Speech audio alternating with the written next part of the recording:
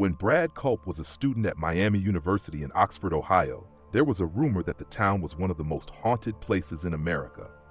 When Culp started an on-campus magazine, he couldn't wait to write about several of the area's most famous phantoms. Not long after his story published, though, he kept finding himself thinking about one ghost in particular, the ghost of Oxford Milford Road.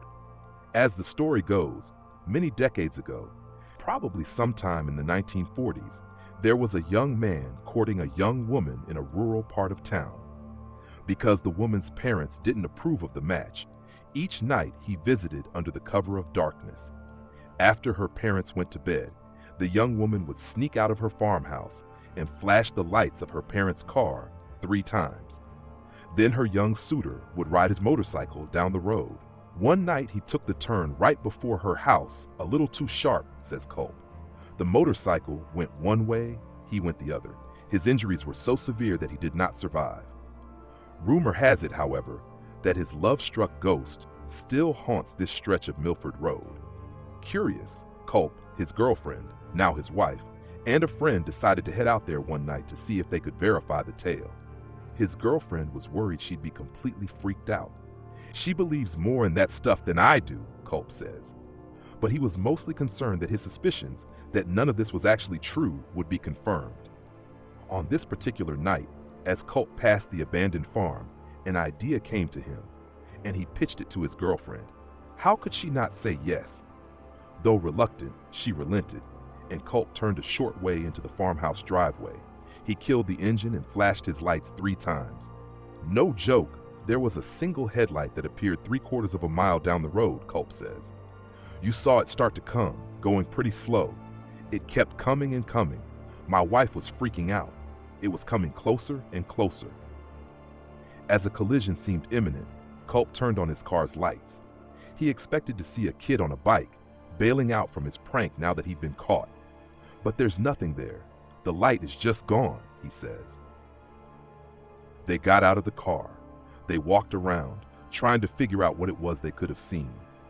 To this day, we still talk about it. I saw something I cannot explain, he says. If you get him and his wife around a campfire, they'll swear up and down that the story is true. And if you're ever in Oxford, Ohio, consider parking for just a few minutes on Oxford Milford Road at night to test your own nerve.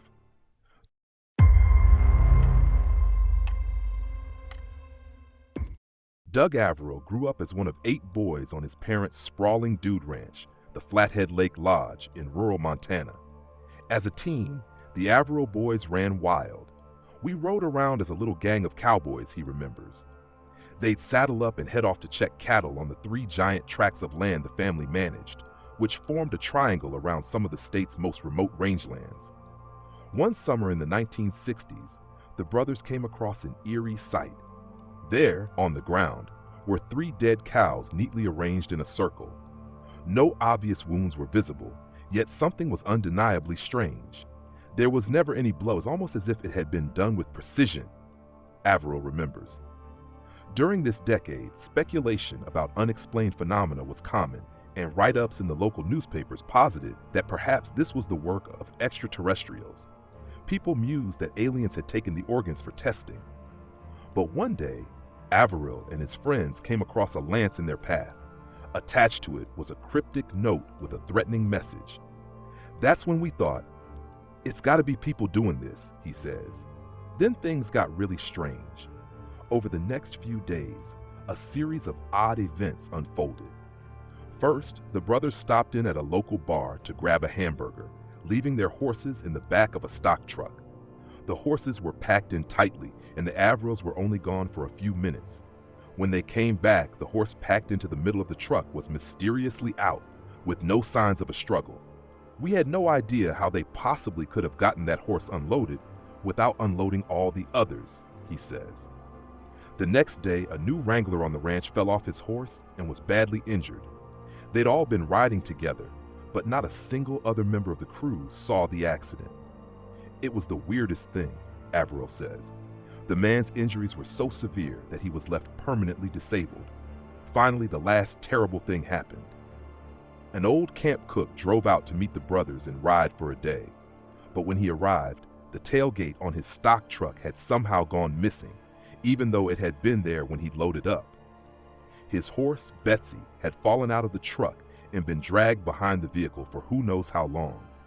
They had to put her down on the spot. To be honest, it just killed him to see what had happened to Betsy. We probably should have put him down too, remembers Averill. Those three events were just boom, boom, boom. Three things in a row that were so weird all tied together because they were right after we saw that spear, he remembers. Three things, like the three dead cows left in a circle. Averill used to tell the stories from that summer around the campfire quite a lot. But over the years, he's gathered new stories, and those old ones have faded from rotation. Besides, they're awfully grim. But he recently got a call about a downed bull, a buffalo. It was out in one of the most remote parts of his ranch. A neighbor had seen a pack of 16 wolves, and normally wolves don't bother buffalo, but 16 of them? I thought, well, maybe. He went to investigate. There, lying in a snow-covered field, was the bull. But there were no bullet holes, no teeth marks, no gashes on its corpse. Even strangers, scavenging animals and birds hadn't touched it. Not even the buzzards, which is really unusual, he says. One other thing was amiss. Its reproductive organs were gone, and there wasn't a single footprint in the snow around it, or anywhere along the mile-long walk into the ranch from the nearest road. Ask Averill whether he thinks he's dealing with aliens or humans, and he'll tell you he's pretty sure it's humans. But I'd rather it was aliens, he adds. After that summer back in the 60s, seeing what humans were capable of, he'd pick aliens any day.